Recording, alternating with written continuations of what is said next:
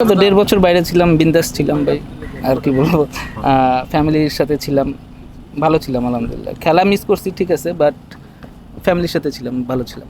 না ভাই, আমি অনেক আনলাকি ভাই, এত লাকি না আমি। কেন? আমার কাছে মনে হয় আর কি, বাট এখন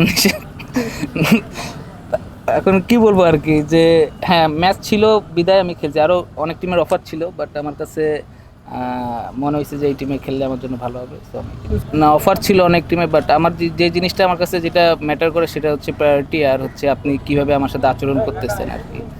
আর যেহেতু সুপার লিগ খেলার কথা ছিল, তো আমি কোনো টিমে অপশন হয়ে থাকতে চাই না যে অমুক প্লেয়ার গেলে আমি খেলবো বা আমি অমুক প্লেয়ার থাকলে আমি খেলবো না। সো এই ধরনের অপশনে আমি থাকতে চাইনি কখনোই।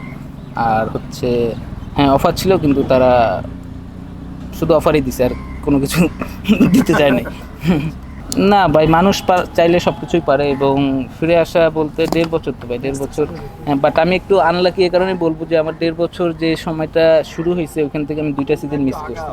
আপনি 2টা বিপিএল বলেন আর এই প্রিমিয়ার লিগ সহ 2টা প্রিমিয়ার লিগ, সো এদিক থেকে আনলাকি হবো। যদি একটা সিজন মিস হইতো তাহলে ঠিক ছিল। স্বাস্থ্যকর অল টাইম হানিকম, সব সময় অল টাইম হেলদি লাইফ। মনে হয় যে যারা যারা ক্রিকেট খেলে তারা সবাই ন্যাশনাল টিমে খেলার জন্যই ক্রিকেট খেলে।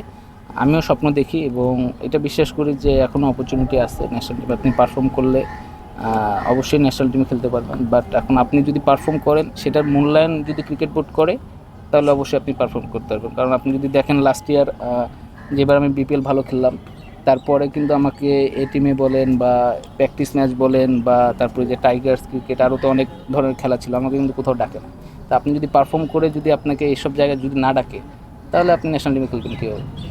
তো এখন কী বলবো, অবশ্যই স্বপ্ন দেখি ন্যাশনাল টিমে খেলার, এবং এটা বিশ্বাস করি যে পারফর্ম করলে অবশ্যই আপনার কাছে সুযোগ আসবে।